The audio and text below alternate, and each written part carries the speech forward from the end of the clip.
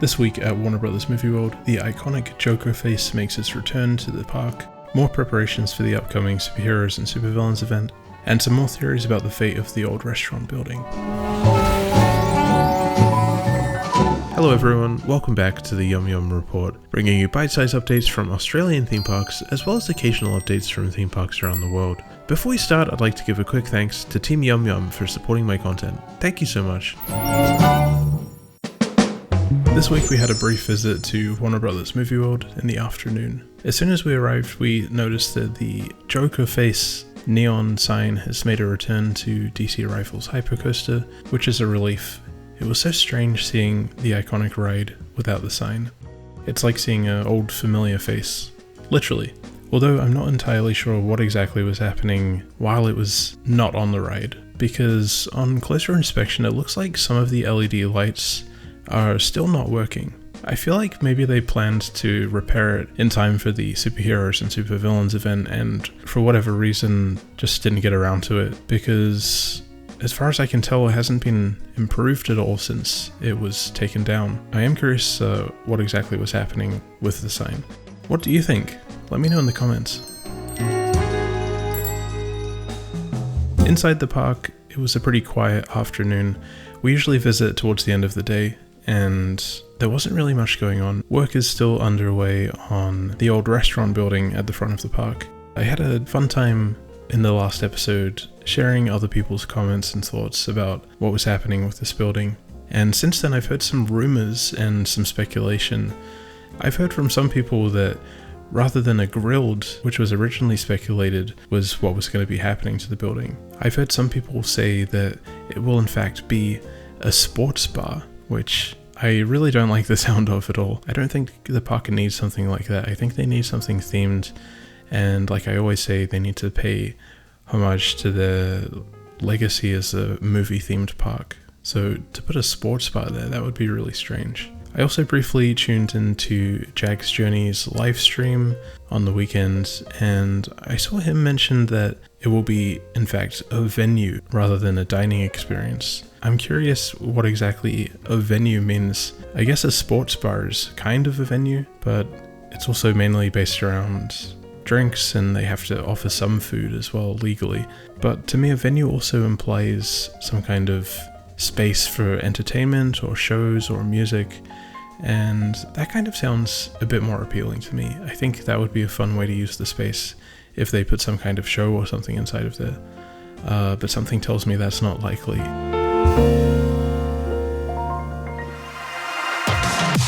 There wasn't much progress inside the park during my visit, but throughout the week there's been more progress in preparation for the Superheroes and Supervillains event, which is coming up next week, and I will be visiting, so stay tuned for my upcoming video covering that event.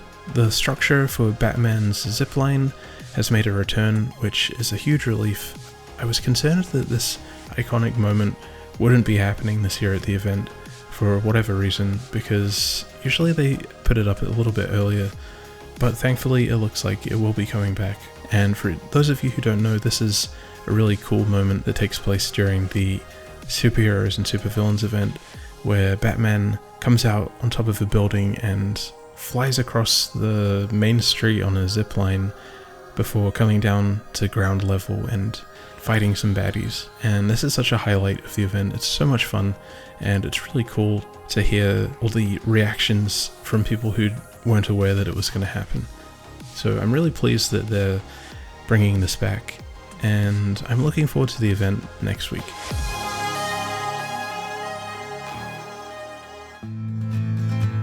The back end of the park is still extremely eerie and quiet and sort of lifeless. Wild West Falls is currently closed after the appearance of the new ugly fence. There's nothing really to do at that end of the park except for playing games and winning prizes, which isn't really my cup of tea. I don't think it's many people's cup of tea because it's so quiet. The DC Supervillains Unleashed area is still a bit of a ghost town as well. Superman's angry because there's nothing going on in DC Supervillains Unleashed land. Although this week the screens with the fire effects have now been turned off. Donkey Kong's angry because they turned the screens off again. No updates yet on the Scooby-Doo Spooky Coaster renovation, which is set to open later in 2025 and is probably my most anticipated addition or return to the theme parks here in Australia for this year. I'm so excited that I made an entire documentary about the history of the Scooby-Doo Spooky Coaster, which is 77 minutes long and features some familiar faces and exciting guests. So make sure to check that out on my channel. I did actually spot a worker climbing up on the roof of the Scooby-Doo Spooky Coaster show building.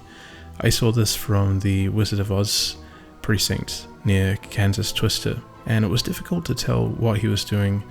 I'm basically illiterate with anything construction related, but it was kind of interesting to see an actual worker doing something. Or maybe he wasn't a worker at all, maybe he was a fan like me and he was sneaking into the ride to try and get on it early.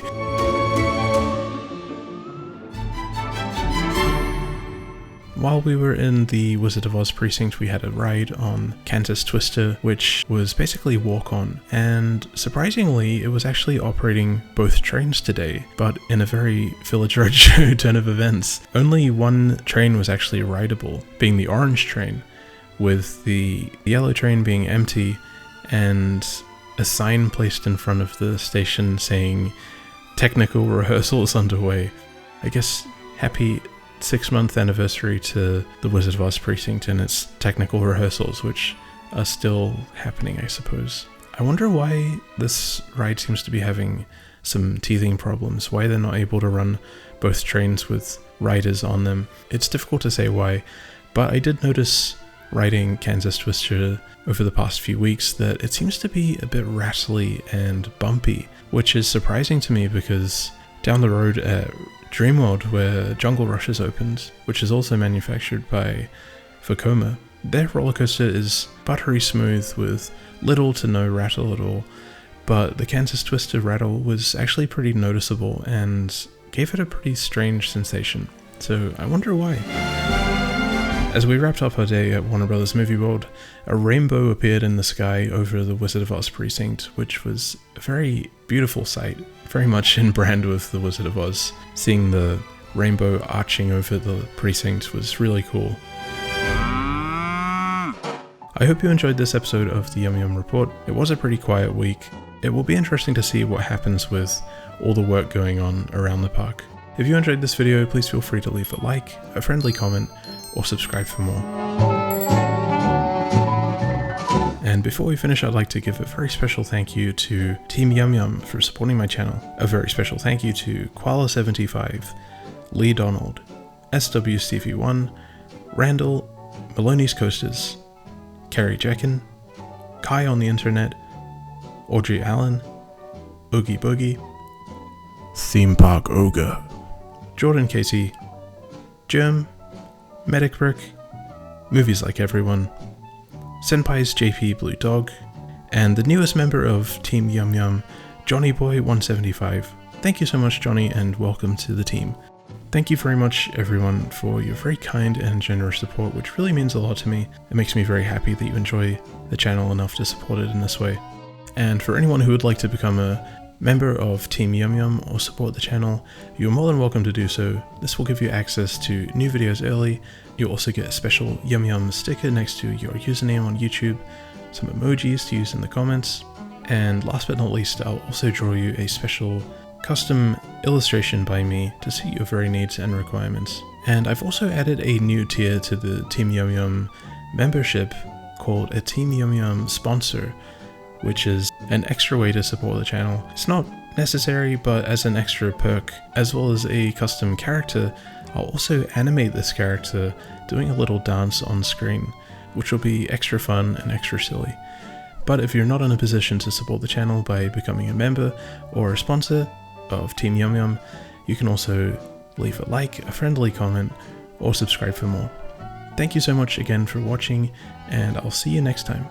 Bye bye.